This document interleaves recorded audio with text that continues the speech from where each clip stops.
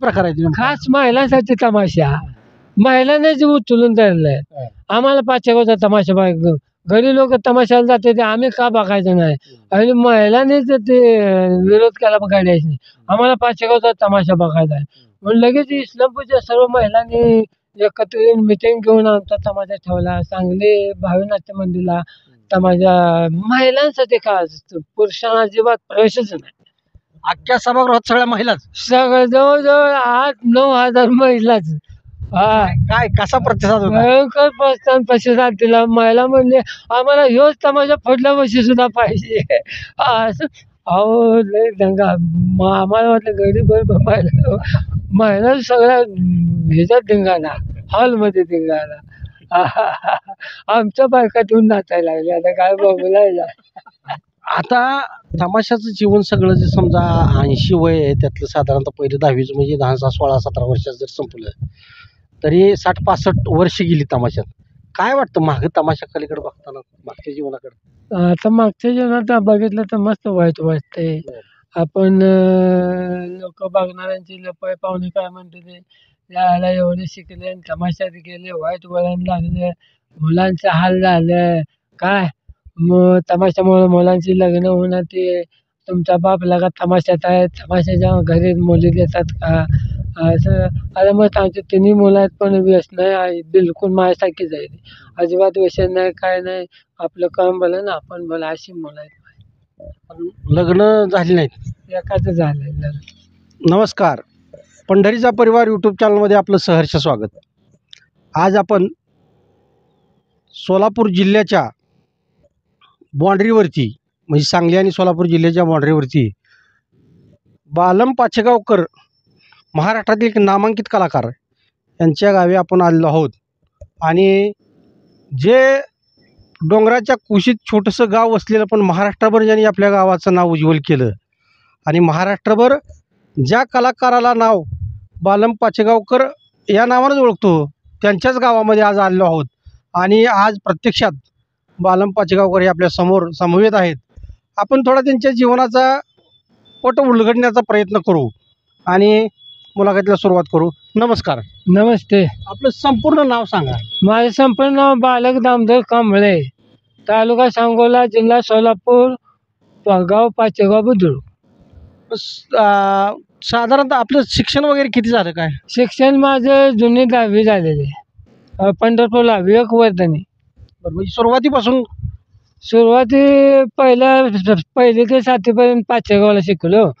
नंतर 8वी-9वी घाटनांदर शिकलो. घाटनांदरनं परत मी गेलो पंढरपूरला विवेकवर्धनीला. 10वीला किती साली होता आठवतं का काय? आलं एवढं काय लक्षात आहे ना. बरं आता मला आता वय किती आहे तुमचं? आता माझं 80 वर्ष आहे. 80 वय म्हणजे 60 वर्षापूर्वी साधारणतः. मग त्या काळामध्ये नोकरी लागायला पाहिजे. नोकरीचा काळ 10वी नंतर लागायचा होता. मग काय काय झालं? नोकरीचा काय प्रयत्न केला? नोकरीचा काय प्रयत्न केला नाही. पण नोकरीसाठी का तो लगेच नोकरी लागणार का? त्याला पैसा लागतो. पैशाची आता काय चालतंय का? आता परिस्थिती आमची गरीब. आणि कशी काय नोकरी लागणार? आता साधारणतः तो काळ अति जुना काळ झाला. कसं होतं त्या काळातलं जीवन? कसं होतं त्या काळात? मला 10 रुपये रोज होता. 10 रुपये मला नाहीत होती तमाशात. प्रत्येकाला 10 होते. त्या 10 रुपये रोजंतप्रमाणे मी आत्तापर्यंत काम करत आलो. पहिला परत 10 मिळायला लागलं. पण दुसऱ्या वर्षी 20 मिळायला लागलं. तिसऱ्या वर्षी 50 मिळायला लागलं.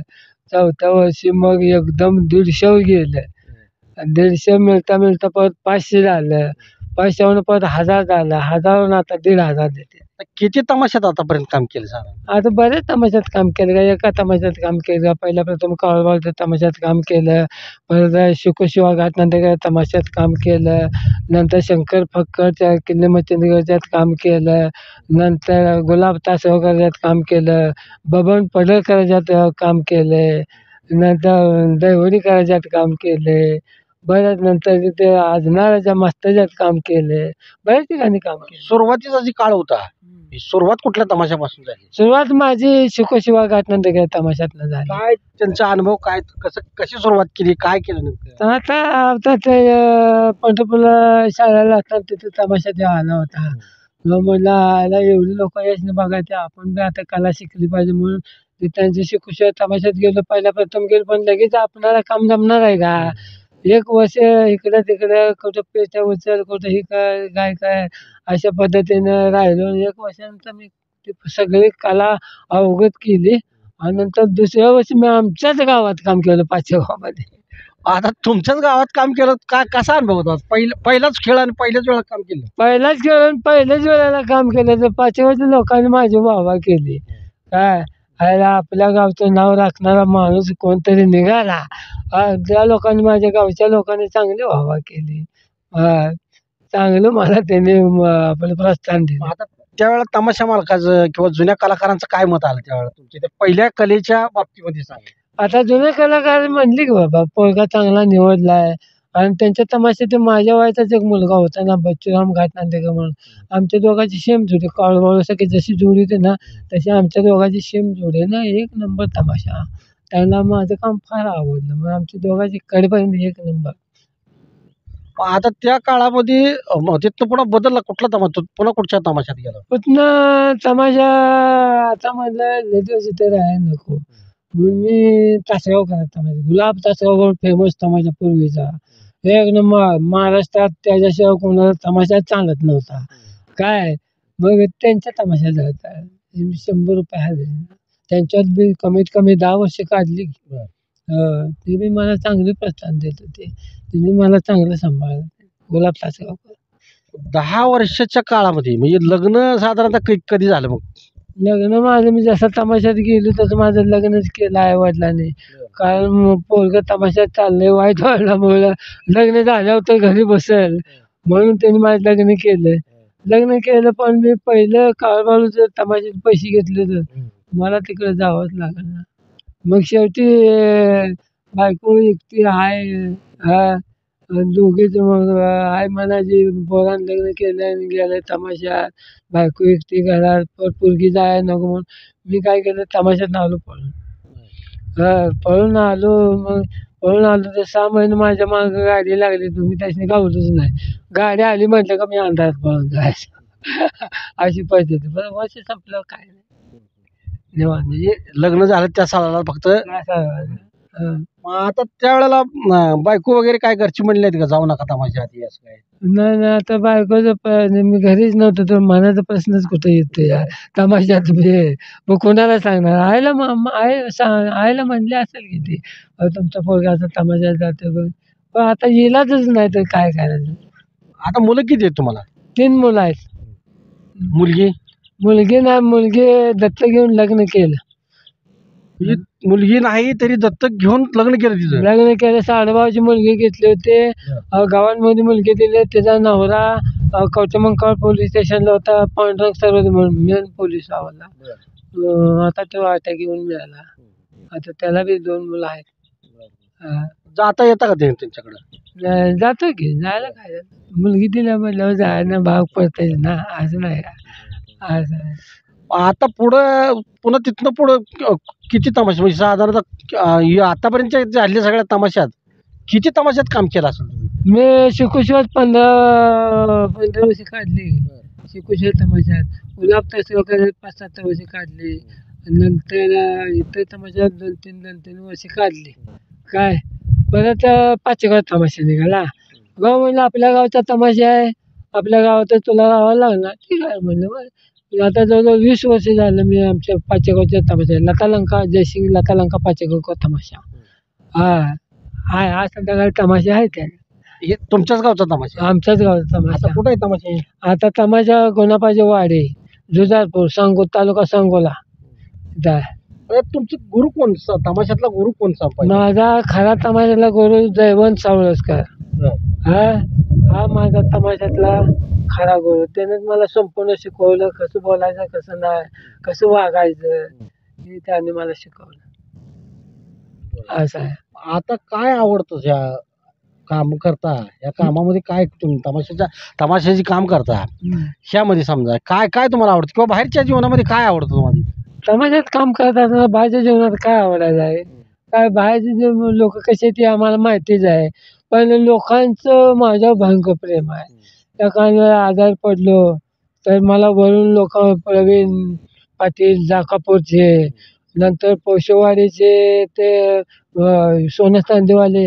आता काल मला पौशेवाडी ते अंकुश शेठ म्हणून पैसे देऊन गेला, तुझी जिभेला बरं नाही म्हणला, दवाखान्यात जा व्यवस्थित, तुझी गरज आहे आम्हाला. असे लोक मला वरून पैसे पाठवतात. आणि आणखी तुम्हाला म्हणजे पेन्शन किती मिळते काय आता काय मिळते का काय? पेन्शन 5,000 मिळते शासनाची मला. म्हणजे अनेक कलाकारांच्या व्यथा आहेत किंवा पेन्शन मिळत नाही, वृद्ध कलाकारांना पेन्शन मिळत नाही, अशा अनेकांच्या व्यथा आहेत. पण तुम्हाला पण असाच काय अनुभव आलता किंवा आला का, किंवा कशी मिळाली काय, त्याच्यासाठी काय प्रयत्न केलं का आपोआपच म्हणजे असंही झालं ते? आपाप सदाच पेन्शन होईल का? काय अडचणी आल्या आम्हाला पण काय कळलं बाबा? पेन्शन लय अवघड आहे. आता तसं विनायकराव यांनी माझे पत्रकार आहेत मोठे, त्यांनी माझी मुलाखत या ठिकाणीच घेतली आणि ती व्हायरल करून सगळ्या महाराष्ट्रात गेले. आणि ते सांगोला गेल्यावर ते यायला म्हणजे आपल्या एवढ्या तालुक्यातला कलाकार वंचित आहे. मग त्यांनी काय केलं, गणपताची शिफारस घेऊन आपले सुभाष गोरे, नंतर सभापती चंदन शिवे, नंतर कोळाचे जगदीश कुलकर्णी यांनी सभा घेऊन माझं 5 पैसे केले आणि मला त्याने पेन्शन चालू केली. आता तुमचं मोठ्या मोठ्या म्हणजे गावागावाच्या यात्रेत तमाशा होते तर समजा, पण मोठ्या मोठ्या सभागृहात नाट्यमंदिरात सुद्धा कार्यक्रम झालं तर कुठं कुठं झालं? आमचं मग चांगल्या ठिकाणी काम झालं. नाट्यगृहात झालं, सांगली भावी नाट्य मंदिरला झालं, नंतर इस्लामपूरला झाला, नंतर बऱ्याच ठिकाणी इकडे बऱ्याच ठिकाणी झाले कार्यक्रम. आता तमाशा वाईट मानला जातो किंवा महिलांचं तिथं म्हणजे हे दाखवलं जातं, पण महिलांसाठीच तमाशा केला जातो, हा एकमेव तमाशामध्ये तुम्ही काम करणार काय? महिलांसाठी तमाशा काय प्रकार आहे नेमका? खास महिलांसाठी तमाशा, महिलांना जे उचलून धरलंय. आम्हाला पाचगावचा तमाशा बघ, घरी लोक तमाशाला जाते ते आम्ही का बघायचं नाही, आणि महिलांनीच ते विरोध केला बघायला नाही, आम्हाला पाचगावचा तमाशा बघायचा आहे म्हणून लगेच इस्लामपूरच्या सर्व महिलांनी एकत्र येऊन मिटिंग घेऊन आमचा तमाशा ठेवला. सांगली भावी नाट्य मंदिरला तमाशा महिलांसाठी का, पुरुषांना अजिबात प्रवेशच नाही. अख्ख्या सभागृहात सगळ्या महिलाच? सगळं जवळजवळ 8-9 हजार महिलाच. काय कसा प्रतिसाद होता? भयंकर प्रतिसाद दिला. महिला म्हणले आम्हाला ह्योच तमाशा पुढल्या वर्षी सुद्धा पाहिजे. असं अहो लय दंगा. आम्हाला वाटलं गरीब महिला, महिला सगळ्या ह्याच्यात धिंगाणा, हॉलमध्ये धिंगाणा. आमच्या बायका ठेवून नाचायला लागल्या. आता काय बोलायला आणि महिलांनी म्हणजे ह्योच तमाशा आम्हाला पाहिजे. पण आता आता पुणे म्हणा, पुणे भागात म्हणा, असं आमचा तमाशा असला ना, थोडं बायका असतात आणि पाठीमाग घरी असतात. पुणे परिसरात तमाशा बघायला पुढे बायका बसले असतील? 5-5 हजार महिला पुढं असतात आणि त्याच्या मागं घडी असतात. पोती टाकून अशी ऐकत बसते ती. असा तमाशा. म्हणजे तमाशात वाह्यात वात्रट तिथं काय तुमच्या तमाशात बोललं जातच नाही का? म्हणजे महिलांचा प्रतिसाद लाभतो एवढा, कारण महिलाच खरं दुखावले जाते, त्या महिलावर टीका जास्त केली जाते तमाशात. माहित आहे का, महिला जर जास्त बघा असल्या तर सुशिक्षित महिला, आणि समजा सुशिक्षित जर जोक मारून जर एखादी महिला नाही असली तर ती महिला जर चांगली ज्ञानिक असेल तरच ती असणार. मग त्यांना हीच लागते असं समजून तेच बोलायचं आपण. आता तमाशाचं जीवन सगळं जे समजा 80 वय आहे, त्यातलं साधारणतः पहिले 10वीचं म्हणजे 16-17 वर्षात जर संपलं तरी 60-65 वर्ष गेली तमाशात. काय वाटतं मागं तमाशाकडे बघताना, मागच्या जीवनाकडे? आता मागच्या जीवनात बघितलं तर मस्त वाईट वाटते. आपण लोक बघणाऱ्यांची लपय पाहुणे काय म्हणते ते, यायला एवढे शिकले आणि तमाशात गेले, वाईट वळण लागले, मुलांचे हाल झाले काय. मग तमाशामुळे मुलांची लग्न होणं, ते तुमचा बाप लगा तमाशात आहे, तमाशाच्या घरी मुली देतात का असं. अरे मग आमचे तिन्ही मुलं आहेत पण व्यसन आहे, बिलकुल माझ्यासारखी जाईल, अजिबात व्यसन नाही काय नाही, आपलं काम भलं ना आपण भलं, अशी मुलं आहेत. लग्न झाली नाहीत? एकाच झालंय लग्न, अजून 2 लग्नाचे? 2 लग्नाचे. आता काय काम धंदा काय करतात का काय? काम आहे आपलं करते ते. आता काय तर काय ते गरिबीतून एक मुलगा कामाला लावलाय. आहे आपला गरिबीतून एक मुलगा कामाला लावलाय. आहे शाळा मास्तर आहे. मला शाळेवर धालेवाडीला अपंग आहे, लावला गरीब त्यांचं लग्न झालं का नाही अजून? नाही नाही अजून लग्न नाही झालं, त्यासाठी चालला प्रयत्न. पण अपंग असल्यामुळे लोक जरा पोरांनी कलेकडे यावं वाटतं का तुम्हाला? पोरं कलीकडे येते ते. काय पोरांचं काय मत आहे सांगा? मलाच उलट म्हणते ते तुझ्यामुळं आम्हाला ही वाईट परिस्थिती आली, तू तमाशात बोंबलत गेलाय, ही आम्हाला वाईट तुझ्यामुळं आली, अशी मुलं मला म्हणते. आता समजा मी तमाशा सोडला तर हे कलक लागलेला राहतो का? हा ही तमाशात आहे, सगळं महाराष्ट्रभर प्रसिद्ध आहे. मी लोक ज्या तुम्ही मी गावात जाईन ते गाव त्या लोकांना माहितीच आहे. एवढं लहान मुलं म्हणावं लागतंय. एवढं नाशिकला जावा, संगमनेरला जावा, जुन्नरला जावा, बेल्ल्याला जावा, पुण्याला जावा, मुंबईला जावा, तिथं मला ओळखते. दिल्लीचे लोक मला ओळखतात. म्हणजे आयुष्यभर हसवून लोकांचं दुःख विसरायला लावणाऱ्या व्यक्तीला, ज्या कलाकारांना सुद्धा ही अक्षय कलेमुळे दुःख भोगायची पाळी ती. अहो स्वतःचा भाव मिळाला तर मला गावच्या लोकांनी मला सोडलं नाही, मग तमाशाच नको म्हटले. बालम गेला तर तमाशाच नको, अशी परिस्थिती होती माहीत आहे का. मग अशी लोक म्हणायची बालम गेल्यावर तमाशात म्हणले तमाशाच नाही करायचा. मग मला ते दुःख बाजूला ठेवून तमाशा करायला लागत. स्वतःचा भाव मिळाला तरी लोकांच्या कलेसाठी करावं लागलं, करमणुकीसाठी. मला लोकांनी सोडलं नाही ते, असं आहे. तर काय असं दुःखाचा एखादा प्रसंग सांगता येईल का आपल्याला? दुःखाचा प्रसंग हे तमाशा करत असताना किंवा कलेमध्ये तिथं काम करत असताना काय एखादा दुःखाचा प्रसंग ओढवला पण ते तसाच ठेवून आपल्याला पुढे काम करावं लागलं तुम्हाला त्यात? हो असे काय दोन भाग आहेत. दोन भाग म्हणजे स्वतःचा भाव मिळाला, 2 तास प्रेस ठेवलं होतं मांजरड्याला बालक येईल म्हणून. पण तिथले पुढारी एक चांगला आहे दिनकर पाटील म्हणून, शरद पवार यांचा उजवा हात आहे. मी म्हणला बालक तू गेला तर तमाशा नको म्हणले. नाही नाही म्हणले, बाबा उरावर दगड ठेव, आता मागलं दुःख विसर आणि तुझं तू चांगलं काम कर. मला त्यांनी सोडलं नाही. तिसऱ्या दिवशी मी मातेला गेलो, असे झाले.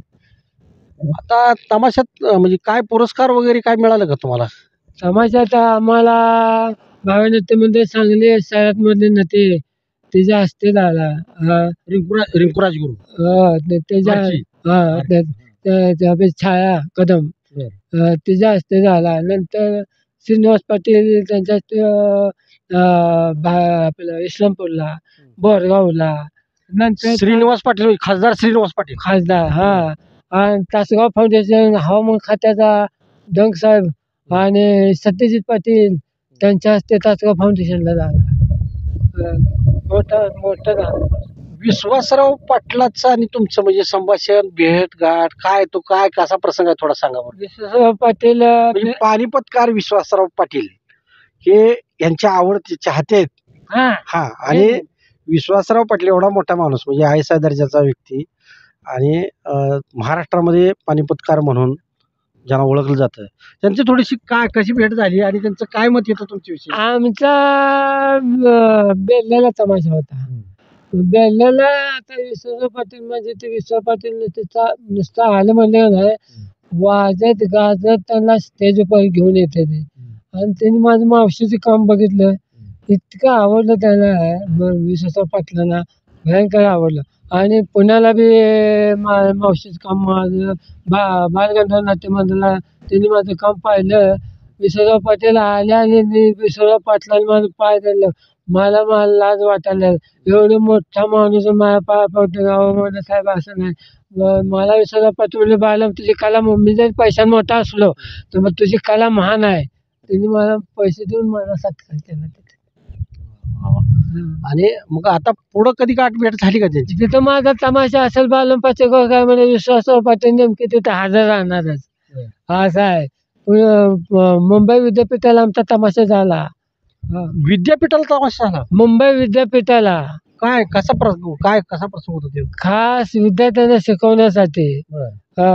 एक नंबर. विद्यार्थ्यांना कसं गायचं असतं, कसं म्हणायचं असतं, प्रसंग काय, त्या प्रसंगावर जाऊन कसं म्हणायचं हे आम्ही त्यांना ज्ञान दिलं त्याला विद्यार्थ्यांना. आता या नव्या पिढीला तुम्ही काय सांगताल? तमाशाकडे यावं का न यावं, काय काय वाटतं तुम्हाला? नव्या पिढीने काय करावं? आता सावित्रीबाई फुले विद्यापीठाला आमचा तमाशा होता, त्यांनी सुद्धा आम्हाला सांगितलं आम्हाला तुमची कला शिकायची आहे. मुली वगैरे म्हणल्या आम्हाला तुमची कला शिकाय. मुली आता त्या डान्सला शिकायला तिथं असतात.